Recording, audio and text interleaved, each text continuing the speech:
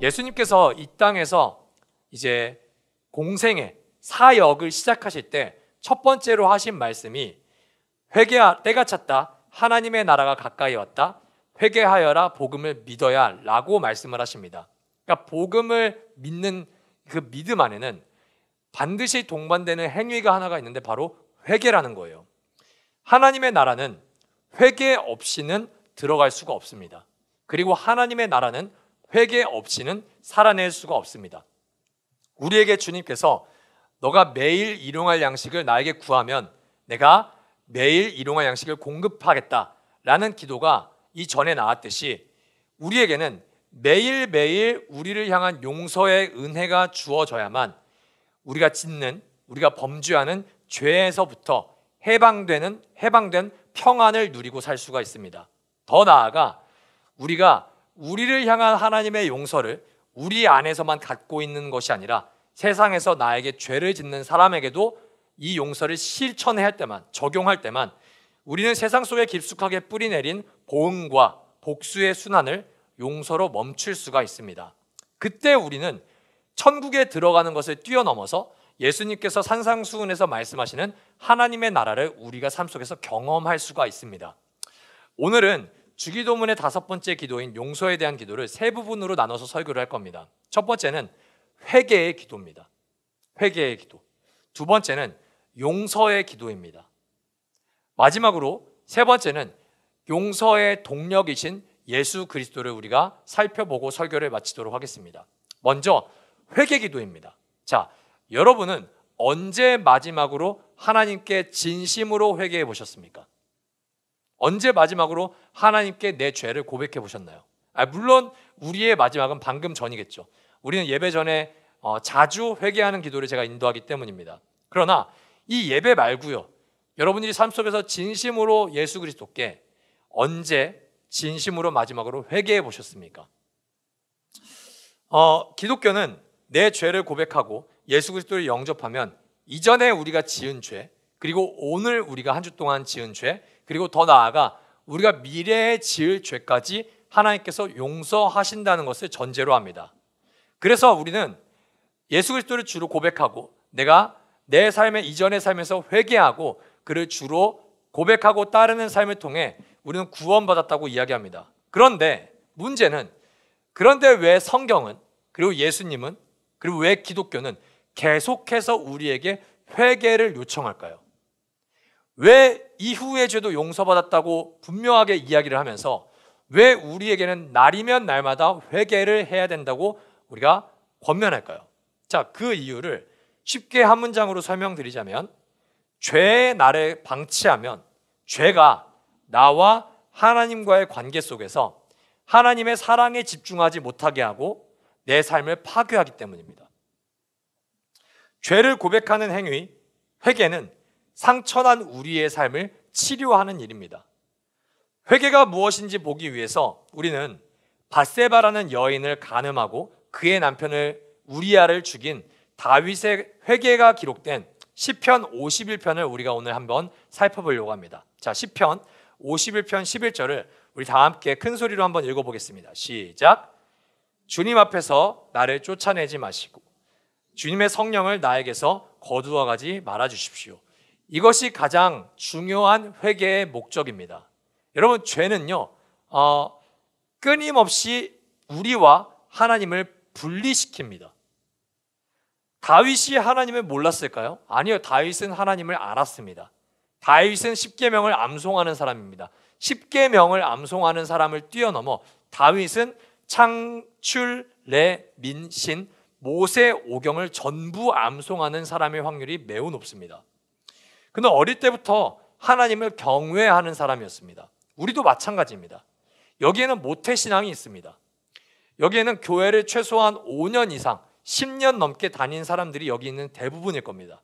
그런데 믿음으로 주를 영접하고 세례를 받은 그리스도인이라고 하더라도 반복하는 죄 가운데 내 죄를 하나님께 회개하지 않는다면 우리는 하나님과의 소통이 단절되는 경험을 일상 속에서 하게 됩니다. 하나님이 진짜로 우리를 버리시는 것은 아닙니다. 우리를 지옥으로 심판하시는 그런 개념이 아닙니다. 그런데 우리가 죄에 계속 반복되어 노출될수록, 더 나아가 이 죄를 죄로 인식하지 않을수록 우리는 어느 때 보면 우리가 하나님께 진짜로 버림받은 것 같다고 느껴질 때도 있습니다. 기도를 아무리 하더라도 허공을 치는 느낌만 들지 하나님과 교제하지 않는 것 같은 느낌이 우리를 사로잡습니다. 성경을 읽어도 깨닫기보다는 그저 이 책은 읽기 귀찮은 책을 읽는 행위로 남을 때도 있고요. 예배를 드려도 그 어떤 감동도 나에게 느껴지지 않을 때도 있습니다. 다윗이 말한 주님 앞에 쫓겨남을 당하고 성령님이 나를 떠난 것 같은 경험을 예배 때도 할 수 있고요. 기도할 때도 할 수 있고요. 성경을 읽을 때도 할 수 있다는 말이에요. 왜요? 죄를 방치하니까요. 죄를 고백하지 않으면, 좀 더 정직하게 말해서 일상 속에서 회개가 사라지면 사라질수록 우리는 하나님과의 거리가 멀어집니다. 이 상태가 지속되면 지속될수록 나타나는 현상이 있습니다. 내 부패한 모습을 하나님 앞에 노출시키는 복음을 불편해합니다. 죄인된 내 모습을 변화시키려고 뭐를 해라, 뭐를 해야 된다, 어디로 나아가야 된다, 예배의 자리로 나아가야 된다, 성경의 자리로 나아가야 된다, 기도의 자리로 나아가야 된다, 이런 말씀에 불편함을 느끼고 때로는 거부감을 느낍니다. 우리는 어느 순간부터 죄를 꼬집는 설교를 혐오하기 시작합니다. 아, 예배에 나왔는데 왜 내 죄를 들춰내지? 예배에 나왔는데 왜 계속 나를 불편하게 하지? 어느 순간부터는 이 죄책감이라는 감정은 묻어두고 그냥 나의 마음을 위로해주는 설교, 그냥 내가 듣기에 달콤한 설교, 더 나아가 죄 지어도 괜찮다고 말해주는 설교만을 계속 원하게 됩니다. 여러분, 죄 속에서 계속 살면서도 죄책감도 느끼지 않고, 그리고 나를 들추어내는 복음도 불편하고, 그저 그냥 내 마음대로 살게 내버려 두세요, 평안하게 살기를 원할 때 우리는 죄의식이 마비가 됩니다. 죄를 죄로 인식을 못합니다. 이런 상태에 방치될수록 이제는 죄를 거의 의식조차 못하는 지경에 이르고 맙니다. 그때 우리는 하나님께 회개하지 않습니다. 그때 우리는 어느 순간부터 하나님 나를 용서해 주세요라는 기도조차 하지 않습니다. 왜요?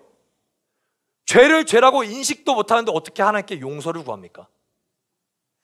여러분, 그러면 그렇게 살아가면 살아갈수록 우리는 당연히 하나님께서 우리를 용서해 주시는 그 은혜를 누리지 못합니다. 그와 반대로 우리가 하나님께 일상 속에서 회개를 많이 하면 할수록, 그래서 우리 삶에서 죄와 멀어지고 더욱더 우리의 삶 가운데 거룩이 나타날수록 아이러니한 게 하나가 있습니다. 그 사람은 회개를 많이 할수록 회개를 짧게 하지 않습니다. 회개를 길게 합니다. 좀 역설적이지 않습니까? 내 죄를 계속 하나님께 고백하면 할수록, 그리고 결단하면 할수록 우리는 죄를 짓지 않게 됩니다. 근데 그런 사람일수록 아이러니하게 회개 기도를 훨씬 더 많이 합니다. 그리고 회개를 더 깊이 합니다. 그리고 더 눈물을 짓고 회개를 합니다. 내가 죄를 멀리하고 멀리할수록, 거룩하게 살면 살수록 회개가 사라져야 되는데 아이러니하게 회개가 더욱더 많아집니다. 예를 들어 볼게요. 새하얀 도화지가 있습니다. 어쩌면 여러분이 오늘 입고 온 새하얀 옷이 있습니다. 여러분, 그거 아십니까? 도화지가, 옷이 하얗면 하얄수록 내 옷에 찍힌 작은 점 하나가 굉장히 크게 보입니다. 우리의 삶이 거룩해지면 거룩해질수록, 우리의 마음과 삶이 그리스도를 닮아가면 닮아갈수록, 색깔로 표현하면 우리의 삶이 하얗게 되면 하얗게 될수록 우리에게는 까만 점 하나가 훨씬 더 크게 보여진다는 거예요. 이 까만 점은 단순히 윤리도덕적으로 우리가 하나님이 싫어하시는 어떤 행동을 했냐 안 했냐만 우리가 까맣게 인식하지 않습니다. 예를 들어서 우리가 하나님 앞에 회개하면 회개할수록, 거룩해지면 거룩해질수록 우리는 술 마시는 것만 죄라고 인식하지 않습니다. 우리는 음란물을 본 것만 죄라고 인식하지 않습니다. 우리는 누군가에게 상처를 입힌 것만 죄라고 인식하지 않습니다. 우리는 하나님을 더 닮아가면 닮아갈수록, 마음이 거룩해지면 거룩해질수록 다른 영역의 죄를 발견하기 시작합니다. 내가 타인을 사랑하지 못한 것을 죄로 인식하고 그것에 아파합니다. 이전에는 이것까지는 죄로 인식할 염두도 안 났습니다. 그러나 내가 깨끗해지면 깨끗해질수록, 그리스도를 닮아가면 닮아갈수록 우리는 죄로 여기지 않았던 것마저도 우리는 죄로 여기기 시작합니다. 사랑하지 못한 것, 이웃에게 베풀지 못한 것, 하나님의 나라에 더 헌신하지 못한 것, 그리스도를 닮아가지 못한 것, 성경을 읽지 않고 기도를 하지 않는 것도 어느 순간부터 우리에게는 죄로 여기기 시작합니다. 왜요? 우리의 삶이 더욱더 거룩해졌기 때문입니다.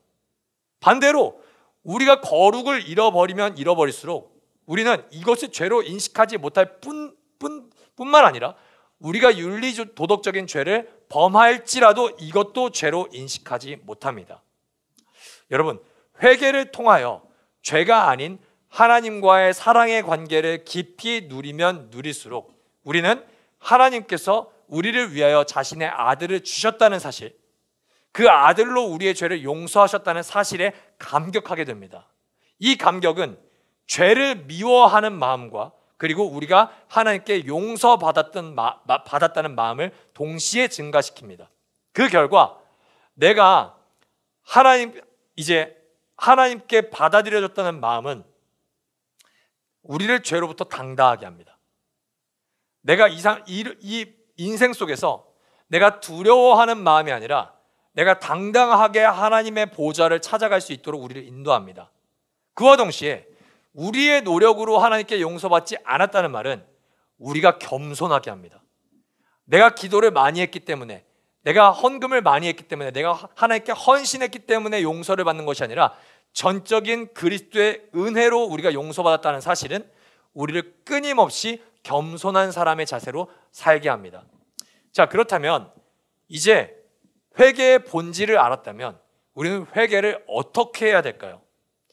어떻게 회개 기도를 해야 되는가에 대해서 저는 오늘 이정규 목사님이 쓰신 예수님의 기도학교라는 책을 좀 많이 인용하겠습니다.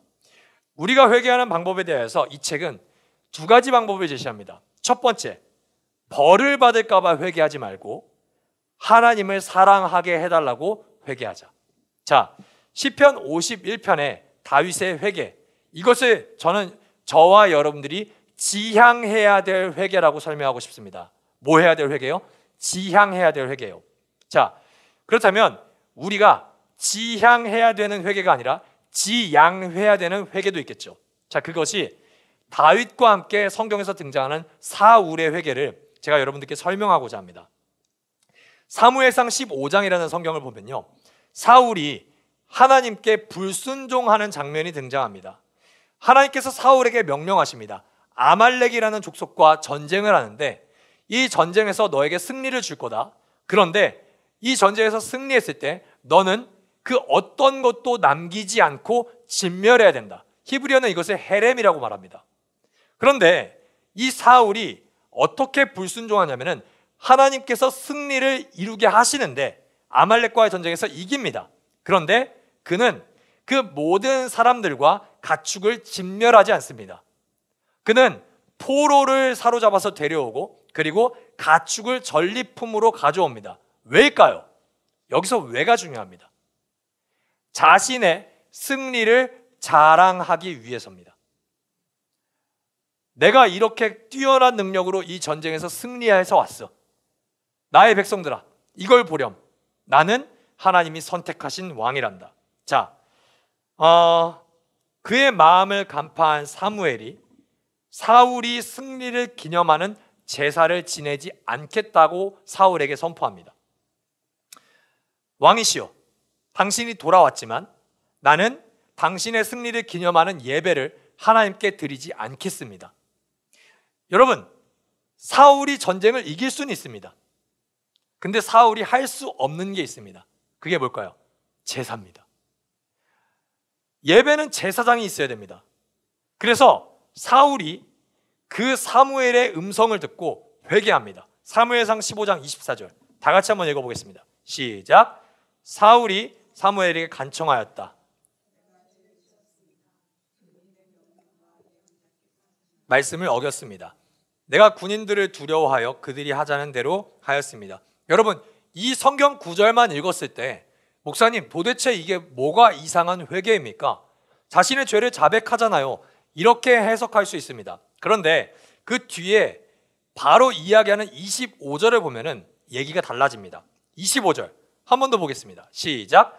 제발 나의 죄를 용서해 주시고 나와 함께 가셔서 경배할 수 있도록 해주시기 바랍니다.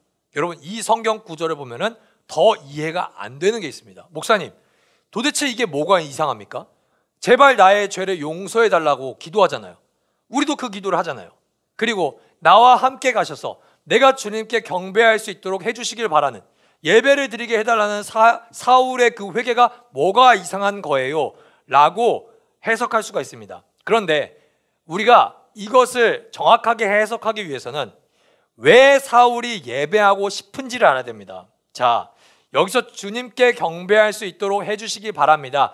이 사울의 요청에는 무슨 예배를 드리게 해달라고 사무엘에게 부탁하는 거냐면, 제사장님, 제발 부탁이니까 우리 전쟁에서 이긴 승전 감사 예배를 드릴 수 있게 해주세요. 우리 승리를 기념하는 예배를 하나님께 드릴 수 있게 해주세요. 여러분, 왜 사울이 이 예배에 집착할까요? 이 원인을 알기 위해서는 우리가 고대 근동의 배경을 하나 알아야 됩니다. 자, 우리가 지금 뭐 러시아, 우크라이나 혹은 뭐 이스라엘과 팔레스타인 이런 전쟁에 통용되지 않는 원칙이 고대 근동에는 하나가 있습니다. 그게 뭐냐? 그 당시에 나라와 나라의 전쟁은 국력과 국력의 전쟁이 아닙니다. 그 당시 나라와 나라의 전쟁은 무슨 전쟁이냐면 신들의 전쟁입니다. 내가 모시는 신과 너네 나라가 모시는 신들이 싸우는 겁니다. 그렇기 때문에 이 전쟁에서 승리한다는 것은 우리 신이 이겼다는 거예요. 그런데 여기서 끝나지 않는 게 있습니다. 그렇다면 이 신이 승리할 때 이 신이 누구를 통해서 이기냐가 중요한 거예요.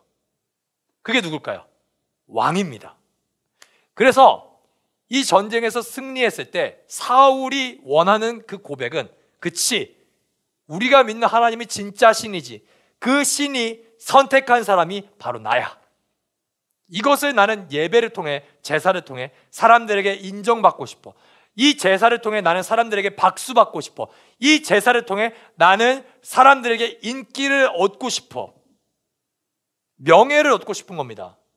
이 제사를 통해서 하나님께 영광을 올려드리고 싶은 게 아니라 이 제사를 통해서 내가 더욱더 사람들에게 인정받고 싶은 것, 그게 바로 사울의 제사입니다. 즉, 사울이 지금 회개하는 원인이 무엇입니까? 지금 사무엘이 나를 용서해 주지 않으면 내가 사람들에게 인정받고 내가 사람들에게 인기를 얻고 명예를 얻을 수 있는 그 기회를 잃어버리기 때문이에요. 하나님께 벌을 받음으로 내가 사람들에게 인정받을 수 있는 그 절호의 기회를 잃어버리기 때문에 그는 회개하는 겁니다. 사울이 두려워하는 게 뭘까요? 하나님과의 관계일까요? 자신의 명예일까요? 자신의 명예입니다. 여러분, 우리도 이렇게 회개할 때가 있다는 거예요. 내가 지금 죄를 짓는 건 하나님께 너무나도 나도 느끼는 건데 내가 이것을 회개하지 않으면 하나님이 나의 직장 가운데 나의 수입을 줄이시진 않을까? 내가 하나님께 회개하지 않으면 내 연애가, 내 관계가 박살나지 않을까? 내가 하나님께 회개하지 않으면 내가 갖고 있는 질병이 치유되지 못하는 건 아닐까? 우리는 이렇게 하나님께 벌 받을까 봐 회개하는 경우가 있습니다. 이것은 우리가 절대 해서는 안 되는 회개입니다. 이것은 우리가 지양해야 되는 회개입니다. 그렇다면 사울의 회개와는 반대로 다윗의 회개는 어땠을까요? 다윗도 똑같이 하나님께 실수합니다. 어쩌면 다윗은 사울이 실수한 것보다는 훨씬 더 큰 실수를 합니다. 이웃의 것을 탐내는 십계명의 한 부분을 어기죠. 살인하면 안 되는데 살인하죠. 그리고 간음하지 말라 했는데 간음합니다. 최소 10계명의 3가지 계명을 동시에 어깁니다. 그래서 나단이라는 선지자를 통해서 하나님은 그의 죄를 폭로합니다. 그 죄인이 바로 너다. 너가 말한 그 죄인이 바로 너다. 그리고 성경에서 가장 무서운 선언을 하나님께서 나단을 통해 다윗에게 선언합니다. 지금 밧세바의 뱃속에 있는 너의 자녀가 죽을 거다. 밧세바를 통해 태어나는 너의 그 아들의 생명을 내가 앗아갈 거다. 여러분, 하나님이 이렇게 말씀하셨다면 이걸 하나님이 이루시는 거예요. 이건 진짜 무서운 선언입니다. 그래서요, 다윗도 사울과 마찬가지로 비슷한 기도를 합니다. 무슨 기도요? 하나님, 이 아들을 살려주십시오. 아들을 살리기 위해서 내가 금식하겠습니다. 하나님, 제발 살려주십시오. 그런데 결말이 어떻게 되죠? 제가 말했잖아요. 하나님이 말씀하셨다는 것을 하나님이 이루신다니까요. 물론 돌이키실 때도 있습니다. 아들이 죽습니다. 여러분, 이때부터 다윗의 진정한 회개가 시작됩니다. 만약에 내가 아들을 살리기 위해서만 회개했다면 하나님이 아들을 걷어가셨을 때 다윗은 분노해야 됩니다. 하나님, 어떻게 내 소중한 아들을 앗아가실 수 있어요? 나는 이제 당신을 떠납니다. 나는 당신을 이제 저주하겠습니다. 그렇게 해야지 다윗이 벌받을까 봐 한 회개입니다. 그런데 다윗이 아들을 앗아가신 하나님을 전혀 원망하지 않습니다. 다윗은 하나님과의 관계를 소망하기 때문에 회개합니다. 그 이유를 알려드릴게요. 자, 시편 51편 4절. 오직 주님께만 나는 죄를 지었습니다. 주님의 눈앞에서 내가 악한 짓을 저질렀으니 주님의 판결은 옳으시며 주님의 심판은 정당합니다. 다윗은 하나님의 심판이 정당하다고 고백합니다.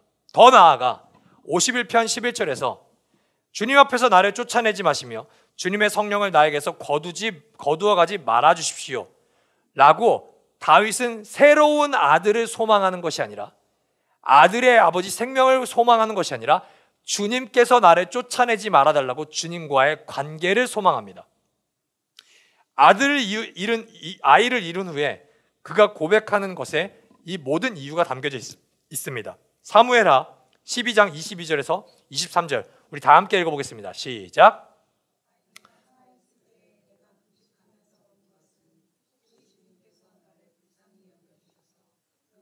살려주실지도 모른다고 생각하였기 때문이요.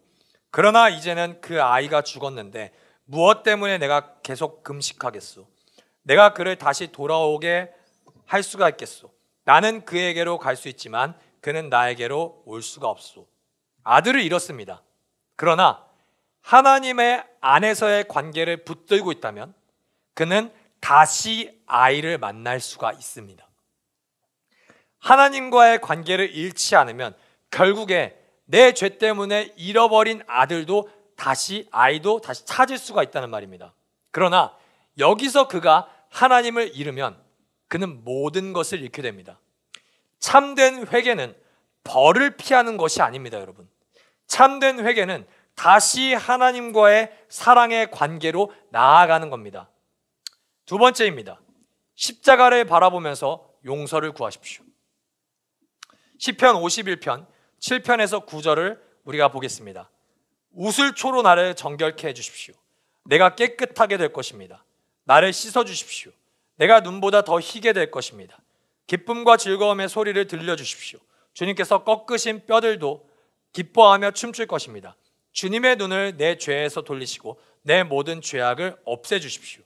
다윗이 시편 51편에 회개 기도를 할 때 주님, 내 모든 죄악을 없애주십시오라고 고백하는데, 여기서 무슨 행위를 하나님께 고백하냐면은 우슬초로 나를 정결케 해주십시오 라는 고백을 합니다. 간청을 한다고요. 여러분, 이 우슬초가 뭔데요? 이 우슬초라는 도구가 뭡니까?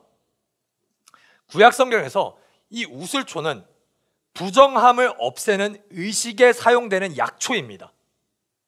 그러니까 제사를 지낼 때 사용하는 약초가 우슬초예요. 특별히 이 제사에 어떤 제사뿐만 아니라 우리가 출애굽기 12장 22절을 보면은 우리가 너무나도 잘 알고 있는 사건에 우슬초가 쓰여짐을 볼 수가 있습니다. 바로 애굽에서 탈출할 때 하나님께서 장자의 죽음으로 모든 사람들을 심판하실 때 어린 양의 피를 문설주에 바를 때 뭐가 쓰이냐? 우슬초가 쓰입니다. 자, 출애굽기 12장 22절을 한번 보겠습니다. 우슬초 묶음을 구하여다가 그릇에 받아놓은 피에 적셔서 그 피를 상인방과 좌우 문설주에 뿌리십시오. 여러분은 아침까지 아무도 자기 문 밖으로 나가서는 안 됩니다. 여러분, 우리의 구원을 상징하는 유월절 어린 양의 피를 문에 바른 사건에도 우슬초라는 약초가 쓰인다고요.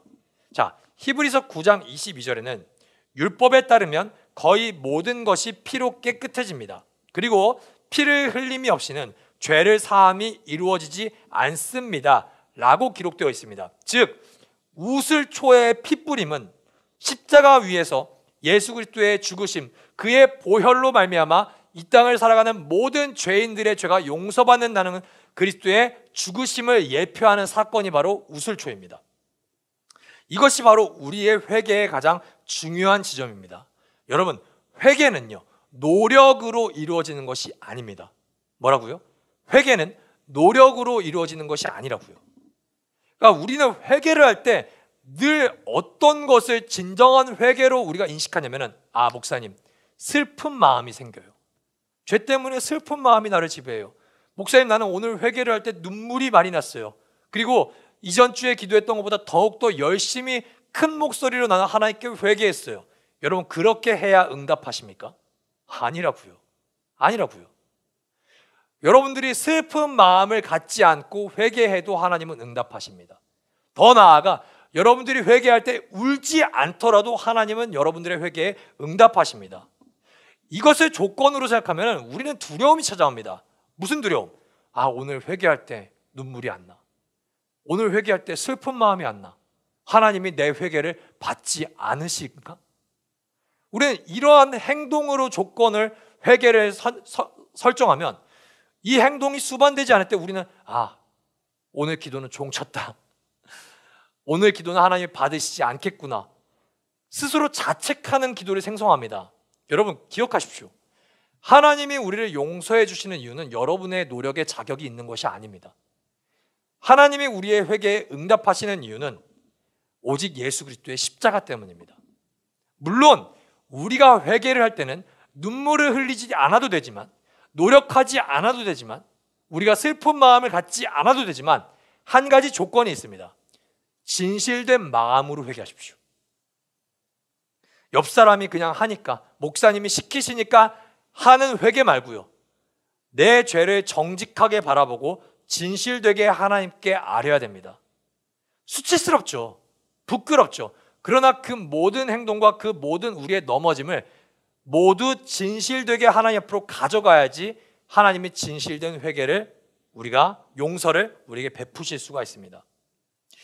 여러분, 하나님께서 죄에 빠진 우리를 쫓아내지 않으시는 이유는 죄 없으신 그리스도를 하나님의 얼굴 앞에서 쫓아내셨기 때문입니다. 죄 없으신 그리스도를 하나님 앞에서 쫓아내셨기 때문에, 우리의 죄 때문에 그리스도를 하나님께서 쫓아내심으로 우리는 이제 하나님 앞에서 우리의 노력으로 용서받는 것이 아니라 그리스도의 이름 때문에 용서함을 받습니다. 할렐루야. 그렇기 때문에 우리는 벌 받을까 봐 두려워서 회개하는 것도 아니고, 용서받기 위해 노력으로 하나님께 나아가는 것도 아닙니다. 우리는 십자가 위에 그리스도를 기뻐함으로 하나님께 회개합니다. 그래서 어쩌면 우리가 회개할 때 찾아오는 눈물은 슬픔의 눈물이 아닙니다, 여러분. 다른 모든 종교는 자기가 믿는 신에게 심판받을까 봐 두려워서 슬퍼서 회개하는 거지만, 기독교의 회개는 기뻐서 우는 겁니다. 왜요? 나를 용서하셨기 때문에 기뻐하는 겁니다. 근데 왜 눈물이 날까요? 그 용서의 대가는 우리가 생각하는 것보다 더욱더 크기 때문입니다. 자신의 아들, 죄가 없으신 그리스도를 하나님께서 우리 때문에 십자가에서 죽였음을, 희생시키셨음을 우리가 알 때 우리는 그것 때문에 슬퍼하게 됩니다. 내가 가장 사랑한다고 고백하는 그리스도가 나의 죄 때문에 희생당하셨음을 우리가 기억할 때 우리는 그리스도를 사랑하기 때문에 이제 죄를 미워하게 됩니다. 회개하면 할수록, 십자가를 바라보면 바라볼수록 우리는 죄를 혐오하게 됩니다. 왜요? 그 죄가 그리스도를 죽였기 때문입니다. 심판을 바라보는 것이 아니라 그리스도를 바라보면서 회개하십시오.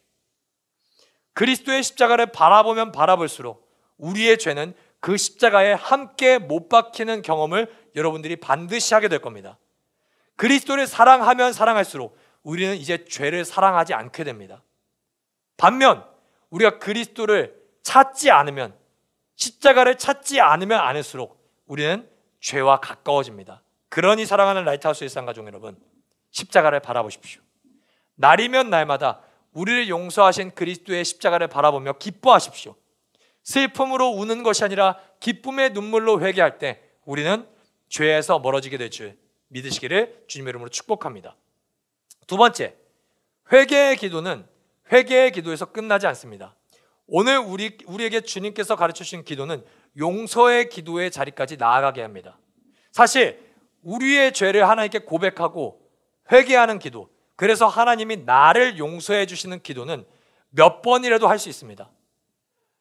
목회자가 회개해야 돼요. 그러면 저는 회개할 죄가 없어요 라고 하는 사람은 거의 없습니다. 그렇습니다, 목사님. 제가 회개해야 됩니다. 저는 오늘 하나님께 저의 죄를 진심으로 고백하겠습니다. 이렇게 하는 것은 너무나도 당연한 일이라고 우리가 생각합니다. 그러나 우리가 우리에게 죄 지은 사람을 용서하여 준 것 같이 주기도문의 이 문장이 우리의 숨을 턱 막히게 합니다. 심지어 기독교의 고전 교부인 아우구스티누스는 이것을 끔찍한 기도라고 별명을 붙입니다. 오늘 우리에게 주님께서 가르치신 기도를 볼 때 우리에게 충돌하는 지점이 하나가 있습니다. 그것은 뭐냐?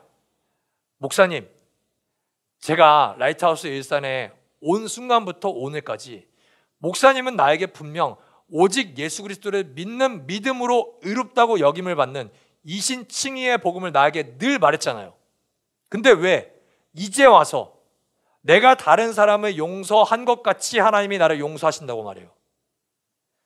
이 문장을 내가 해석했을 때 내가 다른 사람을 용서하지 않으면 나도 하나님께 용서받지 못하는 건데, 그럼 목사님이 나에게 줄기차게 말했던 그 믿음으로 의롭게 되는 의신칭의는 뻥입니까?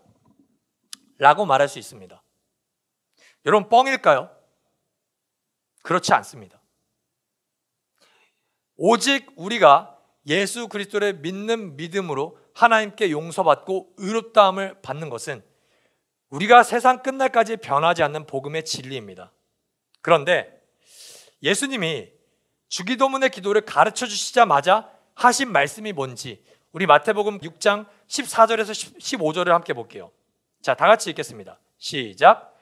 너희가 남의 잘못을 용서해 주면 너희 하늘 아버지께서도 너희를 용서해 주실 것이다. 그러나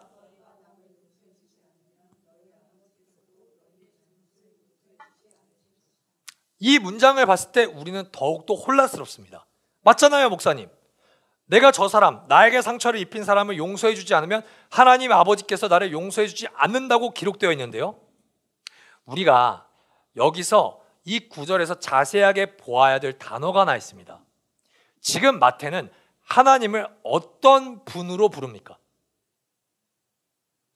이 마태복음 6장 14절부터 15절까지, 그리고 주님이 가르치신 기도에 마태는 예수님께서 우리에게 하나님을 누구라고 부르라고 얘기합니까? 아버지라고 부르게 하죠.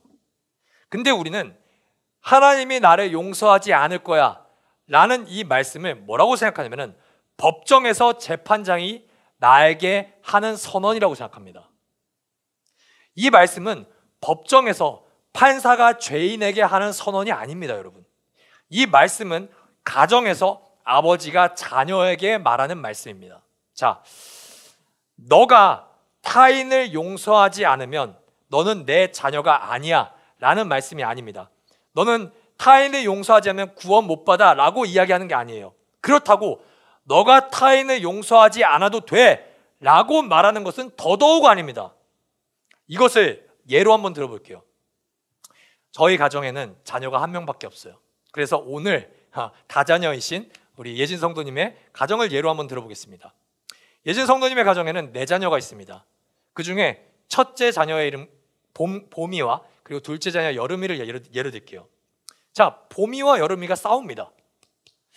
물론 이 싸움의 원인은 때로는 첫째가 싸움의 원인이 될 수도 있고 둘째가 싸움의 원인이 될 수가 있습니다. 그러나 오늘은 동생이 싸움의 원인이라고 가정을 해볼게요. 이 첫째와 둘째, 봄이와 여름에게 성도님이 이렇게 선포합니다. 잘못을 저지른 둘째 여름아, 미안하다고 언니한테 얘기해. 너가 언니한테 미안하다고 얘기하고 언니를 안아주면 내가 너를 안아줄 거야. 그리고 첫째 봄이에게는 이렇게 말씀하십니다. 봄아, 여름이가 너에게 잘못했다고 할 때 용서하고 안아줘. 용서하고 안아주고 엄마한테 와. 그러면 엄마도 너를 안아줄 거야. 그 전에는 너네 둘 다 내가 안아주지 않을 거야. 여러분, 이렇게 부모가 이야기를 한다고 가정했을 때, 야, 너 용서 안 해주면, 너 동생 용서 안 해주면 호적에서 파버릴 거야. 이런 말일까요? 아니죠. 그거 절대 아닙니다. 얘가 용서를 안 해줘도 내 자녀인 것은 절대 변함이 없습니다. 그렇다고 해서 그래, 너네가 살고 싶은 대로 살아. 난 너네의 모든 뜻을 존중해. 파이트 할 수 있지. 용서 안 할 수 있지. 그냥 너네가 살고 싶은 대로 살아. 그게 좋은 부모일까요? 아니요. 그건 좋은 부모가 아닙니다. 부모가 자녀를 사랑하기 때문에 잘못을 고백하라고 하고, 부모가 자녀를 사랑하기 때문에 잘못을 용서해주기 전까지는 안아주지 않겠다고 말하는 거예요. 그래야 내 자녀들이 용서와 사랑 그리고 정의와 회개를 진짜 깨달을 수 있기 때문입니다. 여러분, 생각을 해보자고요. 예수님이 왜 주기도문에서도 말씀하시고 주기도문이 끝나고 난 다음에 바로 용서를 진짜 싫어할 정도로, 정말 우리 마음 가운데는 넌더리가 날 정도로 말씀하시는 이유가 뭡니까? 우리를 희생자로 만들고 싶은 걸까요? 야, 너가 희생해. 너가 포기해. 예수님이 원하시는 게 이 포지션일까요? 아닙니다. 그렇다면 예수님께서 우리가 삶 속에서 겪은 그 상처를 가볍게 여기시는 걸까요? 그건 더더욱 아닙니다. 예수님이 우리에게 용서를 기도로 가르치시는 이유에 대해서 스탠리 하우어스의 말을 빌리겠습니다. 예수께서는 타인이 내게 저지른 죄가 우리 인생에 결정적인 영향을 끼치도록 놔두지 않으신다. 예수께서는 우리를 동네북으로 만들거나 희생자로 만드는 일을 하시는 게 아니다. 오히려 예수께서는 끝없이 돌고 도는 보복과 복수의 쳇바퀴를 멈춰 세우는 승리자가 되도록 우리를 초대하는 것이다. 용서할 수 있는 용기는 용서받은 사람이라는 겸손으로부터 나온다. 여러분, 예수님이 우리에게 용서를 끊임없이 강요하는 이유는 우리를 승리하게 하기 위해서입니다. 우리를 우리의 삶 속에서 자유롭게 하기 위해서 용서를 명령하십니다. 우리가 복수를 선택하거나 혹은 내가 복수를 선택하면 내 에너지가 너무, 또 내 분노하는 그 감정이 귀찮으니 나는 이제 냉담하게 그 대상을 무시하는 방법을 선택할 거야. 여러분, 이렇게 우리가 선택하는 이유는 용서하는 것이 나만 일방적으로 피해를 당하는 불공평한 처사라고 생각하기 때문입니다. 우리가 용서를 하는 게 내가 손해보는 일이라고 생각하기 때문에 우리는 냉담하게, 그냥 냉정하게 그 사람에게 대한 신경을 끄고 살든지 아니면 복수하는지, 이 두 가지를 선택합니다. 여러분, 이 용서라는 행위가 우리가 정말 손해보는 일인지를 정확하게 한번 계산해 보자고요. 계산해 봤을 때 우리가 손해보는 일이라면 저는 여러분에게 오늘 용서에 대한 설교를 하지 않겠습니다. 앞으로 평생요. 그러나 이게 저와 여러분에게 손해보는 일이 아니라 이득이 되는 일이라면 저는 일평생 용서에 대한 본문이 나오면 여러분에게 주저없이 용서를 설교할 겁니다. 물론 기도와 감정에 동반하는 슬픔을 동반했어요. 크로아티아 출신의 미로슬라브 볼프라는 신학자가 배제와 포용이라는 그의 책에서 너무나도 유명한 말을 하나 합니다. 기억되는 상처는 경험되는 상처다. 이게 무슨 말이냐?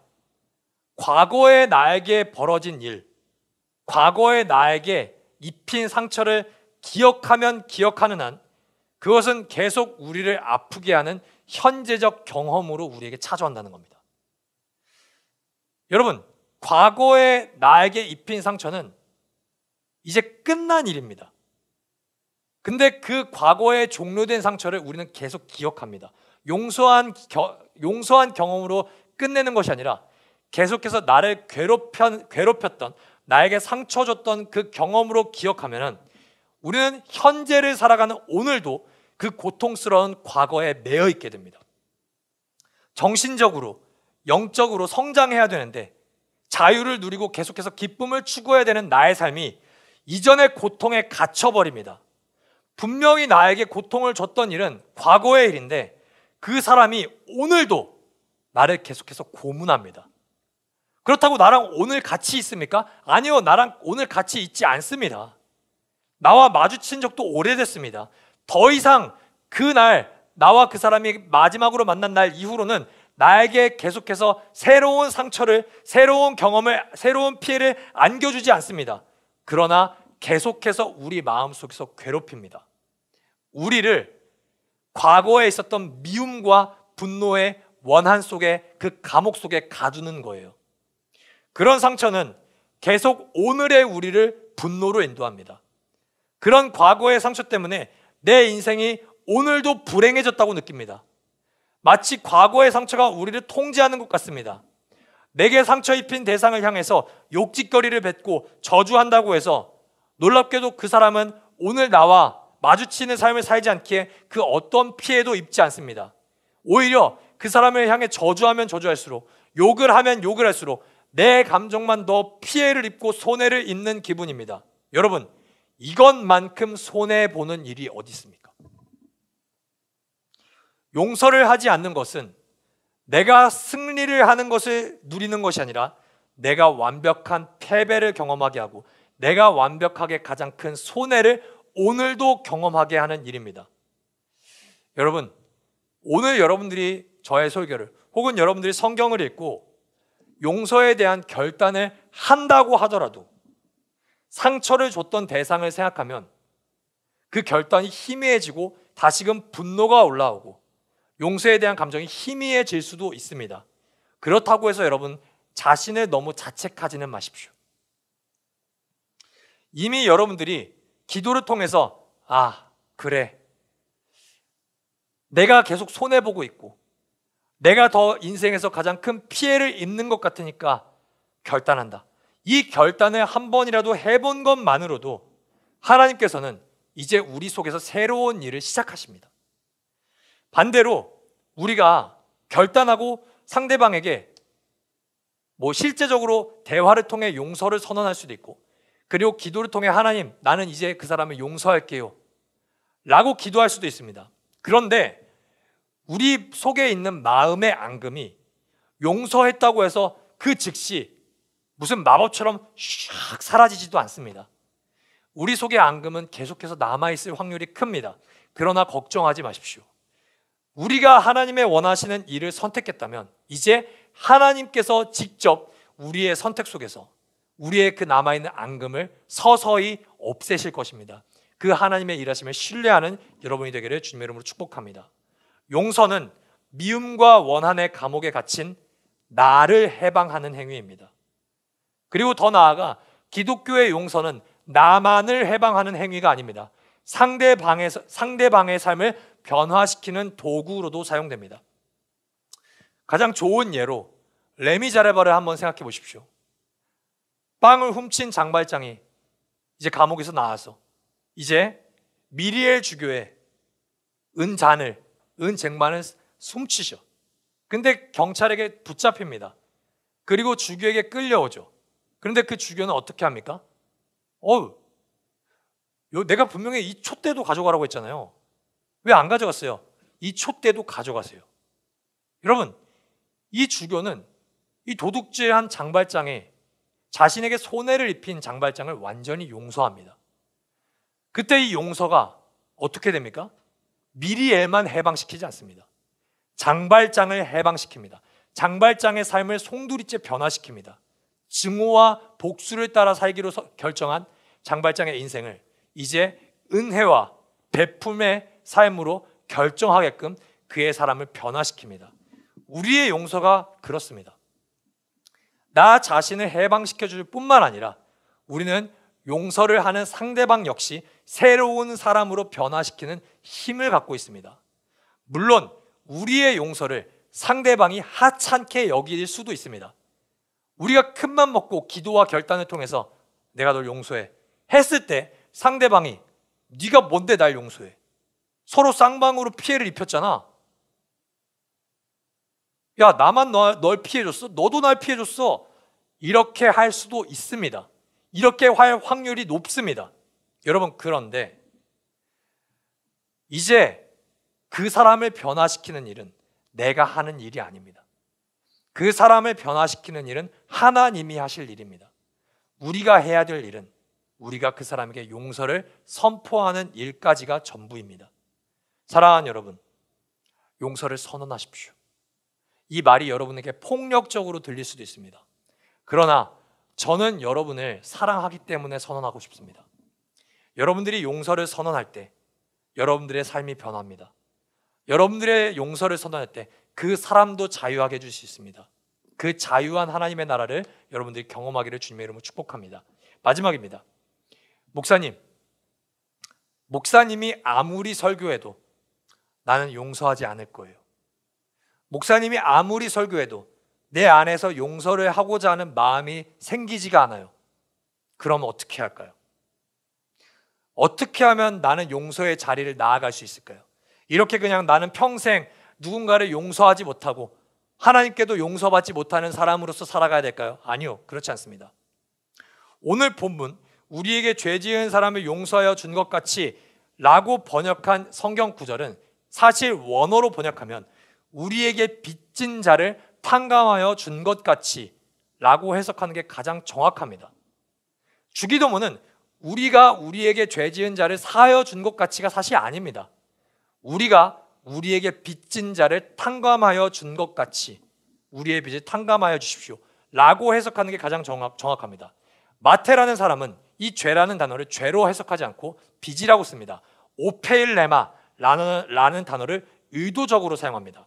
자, 누군가에게 죄를 짓는 것은 누군가에게 빚을 지는 것과 똑같습니다. 역으로 누가 나에게 상처를 입힌다는 것은 그 사람이 나에게 빚을 지는 것과 똑같습니다. 마태복음 18장에서 베드로가 예수님에게 이런 질문을 합니다. 예수님, 내가 몇 번이나 사람을 용서해 줘야 됩니까? 내가 7번 용서해 주면 됩니까? 그때 예수님이 이런 말씀을 하시죠. 70번을 7번이라도 용서해 줘야 된다. 근데요, 이거 베드로가 들으면은 그치 490번만 하면 되지 라고 해석할 수가 있어요. 그래서 예수님은 70번씩 7번 용서해 줘라 하자마자 예화를 하나 듭니다. 자, 1만 달란트 빚진 종에 대한 예화를 들어요. 1달란트는 6천 데나리온입니다. 여러분 기억하세요? 화면에 띄워주십시오. 1달란트는 6천 데나리온이에요. 그러면 1데나리온은 얼마냐? 우리로 따지면 하루 일당이에요. 10만 원으로 예상을 할 때 1만 달란트는 6조입니다. 6조요. 여러분 6조 있으세요? 죄송해요. 저는 지금 600만 원도 없어요. 6조는커녕 6억을 우리가 평생 동안 만질 수 있을까 한 돈이에요. 그렇다면 6조를 갚아야 된다. 이거는 무슨 말입니까? 너는 못 갚는다는 말이에요. 너가 갚는 거는 불가능하다는 거예요. 근데 놀랍게 이 종이 사정을 합니다. 주인님, 왕이시여, 어떻게 가족을 팝니까? 나 가족 못 팔아요. 어떻게 재산을 다 팝니까? 그럼 우리 가족 뭐 먹고 삽니까? 저를 용서해 주세요. 근데 놀라운 것은요, 이 주인이 이 종을 용서해 줍니다. 우리로 따지면 6,000원, 6만 원이 아니라 6조의 손해를 입힌 사람을 이 빚을 없는 걸로 해줍니다. 완전 해피엔딩이죠. 새로운 삶이 시작된 겁니다. 그런데 이제 이 종이 풀려나자마자 어디를 찾아가냐? 자기에게 100데나리온 빚진 사람을 찾아갑니다. 100데나리온이요. 자, 6조로 계산했을 때 100데나리온은 1,000만 원 정도겠죠. 이 1,000만 원이요, 월급 300만 원, 400만 원인 사람은 3개월, 4개월이면 일하면 갚을 수 있습니다. 6조는 몇 년을 일해야 된다고요? 20만 년이요. 100데나리온은요 3개월에서 4개월만 일하면 갚을 수 있습니다. 그런데 이 100데나리온 빚진 사람이 갚겠다고 사정을 하는데, 이 1만 달란트를 탕감받은 종이 이 사람에게 어떻게 하는지 아십니까? 이 싸가지 없는 인간, 야, 나 너 못 믿어. 감옥 가. 감옥 가서 갚으면 너는 풀려 나오는 거야. 감옥 보냅니다. 이 소식을 1만 달란트를 탕감해준 주인이 듣습니다. 여러분 어떨까요? 열이 터지죠. 주인이 어떻게 하는지 아십니까? 마태복음 18장 32절에서 35절 함께 읽겠습니다. 시작. 그러나 주인이 그 종을 불러다 놓고 말하였다.